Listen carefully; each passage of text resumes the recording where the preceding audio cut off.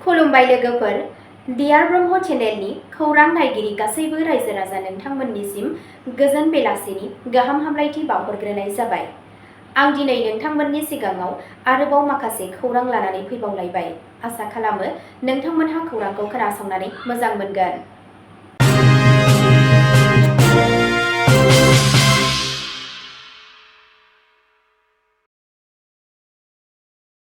दिनैनि गाहाय रादाबावनो दङ, कक्राझाराव आयेन बेरेखा जुवा गेलेनायनि दायाव सानै हमदों। एबसुआ 20-21 नबेम्बराव दिल्लीयाव नेशनेल सेमिनार आरो प्रटेस्ट खुंगोन। गुवाहाटी आरपिएफआ कपार खावनाय जाथायखौ हमनो हायो। रेलवे मुवा बेसादफोर खावनायजों लोगोसे सा6 हमनो हायो। दिल्ली पुलिसआ मिज'रामनि 15 किल'ग्राम हेर'इन जब्द खालामनायनि केसनि गुबै दायनिगिरिखौ खाबाय। निर्मला सीतारमणआ गुवाहाटीआव 632 कौटि रांनि रिभारफ्रन्ट आरो गेटवे प्रजेक्टखौ बेखेवो। भारतनि टेक इयुनखौ दैदेननो थाखाय आसामनि आखायाव सनानि खाबु दं, निर्मला सीतारमण। निर्मला सीतारमणआ मुंख्लं कनकलता बरुवा स्टेट इउनिभार्सिटिनि थाखाय अन्थाइ खाम्फा गायसनदों। दानिया फैदो आबुं रादाबाव। गिबि खौराङावनो दङ, कक्राझाराव आयेन बेरेखा जुवा गेलेनायनि दायाव सानै हमदों। कक्राझार जिल्लानि फकिराग्राम पुलिसआ लस्करपारा सान्दमारि ओनसोलाव जुवा गेलेनाय थावनियाव सिग्रोमो आरो सानै सुबुंखौ खायो। हमजानाय सुबुंफोरा जाबाय फकिराग्रामनि 39 बोसोर बैसोनि जियारुल इस्लाम आरो 33 बोसोर बैसोनि धुबरी जिल्लानि इद्रिस आली आहमेद। पुलिसआ जाथायथिलिनिफ्राय जुवानि मुवाफोरखौ जब्द खालामो। सानैबो दायनिगिरिखौ बिजिरसालियाव हाजिर खालामनाय जायो। पुलिसआ बुङो दि ओनसोलाव आयेन बेरेखा जुवा गेलेनायखौ होबथानो थाखाय आरोबाव सिग्रोमनाया सोलिबाय थागोन। नैथि खौराङाव दङ, एबसुआ 20-21 नबेम्बराव दिल्लीयाव नेशनेल सेमिनार आरो प्रटेस्ट खुंगोन। दुलाराय बर' फरायसा आफाद एबसुआ 20 आरो 21 नबेम्बर खालि गोदान दिल्लीयाव मोनसे हादोरारि सेमिनार आरो धर्ना हाबाफारि खुंगोन होननानै फोसावदों। 20 नबेम्बर खालि कनस्टिटिउशन क्लाब अफ इन्डियायाव मोनसे नेशनेल सेमिनार खुंनाय जागोन, जेराव सा-सानजा ओनसोलनि मोन 10 गावखुंथायारि आफादफोरनि सा-700 थान्दैफोरा बाहागो लागोन। बे सेमिनाराव 125 थि संबिजिरारि सोदांनाय बिलनि गेजेरजों बैफोर आफादफोरखौ गोख्रों खालामनायनि सायाव सावरायनाय जागोन, जायखौ एबसुआ बुङो दि बेयो बड'लेण्ड टेरिटरियेल रिजन बिटिआर गोरोबथानि गुबै मोनदांथिखौ दिन्थियो। फैगौ गोजां बोथोरनि जथुम्मायाव पार्लियामेन्टआ 125 थि सोदांनाय बिलखौ पास खालामनांगौ होनना दाबि खालामनानै 21 नबेम्बर खालि एबसुआ जन्तर मन्तराव 3 घन्टा धर्ना होगोन। एबसु दैदेनगिरिफोरा बुङो दि 2020 मायथाइनि बिटिआर गोरोबथाया 2003 मायथाइनि गोरोबथायाव बिथा खालामनाय आरो बेयो बड'लेण्डनि सुबुंफोरनि थाखाय, रावबो मोनसे हानजा नङा। बिथांमोनहा बिटिसिनि बारग' गाहाय हाग्रामा महिलारिखौबो बिटिआर गोरोबथाखौ मावफुंनायाव हेफाजाब होनो खावलायदों। थामथि खौराङाव दङ, गुवाहाटी आरपिएफआ कपार खावनाय जाथायखौ हमनो हायो।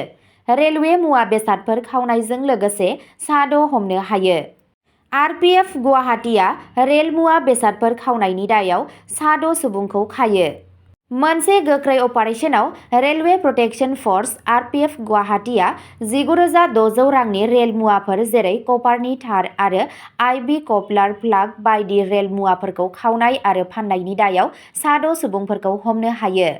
बे खावनाय जाथाया गुवाहाटीनि सिनियर सिडिअ मावख'नि खथानिफ्राय जादों। मोनसे सुलुं मोननायनि गेजेरजों एसआइ ए बि खाननि दैदेननायाव आरपिएफ हानजाया आरबि पानबाजार ओनसोलाव सिग्रोमो आरो खावनाय कपारनि केबल, आइभि कपलार प्लाग आरो हान्थामेलानि थाखाय बाहायजानाय थेला रिक्साखौ बोखांनो हायो। हमजानाय सुबुंफोरा जाबाय मुनाफ आली, शमसुल हक, नयनचुन, मुल्ला शेख, आमिनुल इस्लाम आरो निजामुद्दिन। गासैखौबो 14 साननि जुडिसियेल कास्टडियाव दैथायहरनाय जायो। आरपिएफनि बिबानगिरिफोरा बे केसखौ थाबैनो सुस्रांनायनि थाखाय हानजानि गोख्रै मावनायखौ बाख्नायदों। ब्रैथि खौराङाव दङ, दिल्ली पुलिसआ मिज'रामनि 15 किल'ग्राम हेर'इन जब्द खालामनायनि केसनि गुबै दायनिगिरिखौ खाबाय। मोनसे गिदिर जाफुंसारनायाव दिल्ली पुलिसआ हादोरसानि बयनिख्रुइ देरसिन हेर'इन जब्द खालामनाय जाथायजों लोब्बा थानाय सासे गुबै दायनिगिरिखौ खादों। गोदान दिल्लीनि चाणक्य प्लेसनि 42 बोसोर बैसोनि ज'सेफ लियानटांपुया मुंनि दायनिगिरिखौ 5 नबेम्बर खालि खायो। बे मामलाया आगस्त दानाव मिज'रामाव जब्द खालामनाय 15 किल'ग्रामसो हेर'इननि रेकर्ड शिपिंजों सोमोन्दो दं, जायखौ सिमा बारनानै फेग्रा मुवा फालांगि खालामनायनि मोनसे गिदिर जाथाय महरै नायनाय जादों। सुबुं लांखारनाय जाथायनि सायाव नायबिजिरनाया सोलिबाय थानायनि जाहोनाव नार्क'टिक ड्राग्स एन्ड साइक'ट्रपिक साबस्टेन्स एक्ट आरो फरेनार्स एक्टनि दफानि सिङाव मुस्रि लियानटांपुयाखौ खानाय जादों। मावख'आरिफोरा बुङो दि बे हमजानाया हादोरसा आरो हादोरारि सिमाफोरखौ बारनानै सोलिफुबाय थानाय ड्राग्स सिन्डिकेटखौ फोजोबस्रांनायनि बेलायाव मोनसे मख'जाथाव आगान। बाथि खौराङाव दङ निर्मला सीतारमणआ गुवाहाटीआव 632 कौटि रांनि रिभारफ्रन्ट आरो गेटवे प्रजेक्टखौ बेखेवो। इउनियन फाइनान्स मिनिस्टार निर्मला सीतारमणआ शुक्रबारखालि गुवाहाटीआव मोननै गाहाय मावथांखिफोरखौ बेखेवदों। ब्रह्मपुत्र रिभारफ्रन्ट सती राधिका शान्ति उद्यान आरो रेलवे अफ गुवाहाटी टार्मिनेल आरो जेट्टी, जायखौ गासै 632 कौटि रां खरसा खालामनानै बानायनाय जादों। एमजि र'डआव थानाय 305 कौटि रांनि गुवाहाटी गेटवेआव मोनब्रै केटामारन, इ-टिकेटिं आरो रियेल-टाइम मनिटरिं सिस्टेमनि थाखाय सा-सानजानि गिबिसिन अल-वेदार फ्ल'टिं टार्मिनेल दं। उजान बाजाराव 327 कौटि रांनि रिभारफ्रन्ट प्रजेक्टआ 1.2 किल'मिटार गोलाव आरो बेयाव थाबायग्रा लामा, साइकेल सालायग्रा ट्रेक, लांदां जिम, प्ले जन आरो राम्प टीम गोनां गेटवे दं। बिथाङा बे मावथांखिनि इक'-फ्रेन्डलि डिजाइनखौ बाख्नायनायजों लोगोसे बुङो दि बेयो ब्रह्मपुत्रनि मिथिंगायारि बोहैनाय आरो नोगोरनि हारिमुआरि उनमोनथायखौ संरैखा खालामनानै दावबायारि, दै रोगाथाय आरो अरायथा जौगानायखौ बांहोयो। द'थि खौराङाव दङ भारतनि टेक इयुनखौ दैदेननो थाखाय आसामनि आखायाव सनानि खाबु दं। Nirmala Sitharaman. Union finance minister Nirmala Sitharaman बिथाङा बुङो दि जागिर'डआव हादरनि गिबिसिन सेमिकन्डाक्टर फेसिलिटि गायसननायजों लोगोसे आसामआ भारतनि बिरोंदामिननि इयुनखौ दैदेननो थाखाय मोनसे सनानि बुब्लि दं। एन्टारप्राइज आसाम विकसित भारत 2047 हाबाफारियाव बाहागो लानानै बिथाङा बुङो दि टाटा इलेक्ट्रनिक्सनि दैदेननाय बे मावथांखिया जौगा थाखोनि चिप बानायनाय बिरोंदामिन लाबोगोन आरो बे ओनसोलाव गोबां बिबांनि साख्रिनि खाबुफोर सोरजिगोन। सीतारमण बिथाङा बुंबावो दि बे मावथांखिया आसामनि थाखाय मोनसे गेदेर सोलायनाय दिन्थिदों, जाय बेखौ फुंखा बिथा खालामनाय रांखान्थिनिफ्राय बिरोंदामिनजों सालायजानाय मिरुसिम सोलायदों। बिथाङा फरायसा आरो लाइमोन फालांगिरिफोरखौ सोरखारि साख्रियावल' सोनारनायनि अनगायै गोदान दिहुनथाय आरो गाव साख्रिनि सायाव गोसो होनो थाखाय थुलुंगा होयो। बिथाङा दारिमिनारि जौगानायखौ बांहोनाय आरो 2047 मायथाइसिम मिरुनि जौगा भारतनि सिमांखौ मदद होनायनि थाखाय हादोरसा सरकारखौ बाख्नायदों। स्निथि खौराङाव दङ निर्मला सीतारमणआ मुंख्लं कनकलता बरुवा स्टेट इउनिभार्सिटिनि थाखाय अन्थाइ खाम्फा गायसनदों।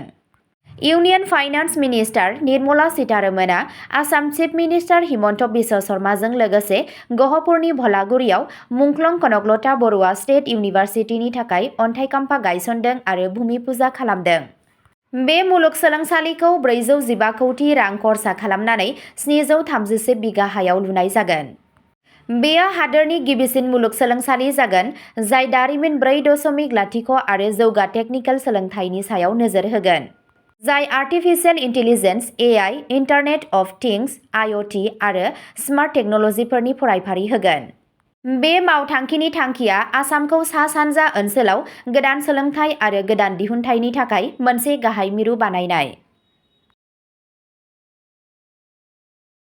अब्ला दिनैनि खौराङा एसेनोसै।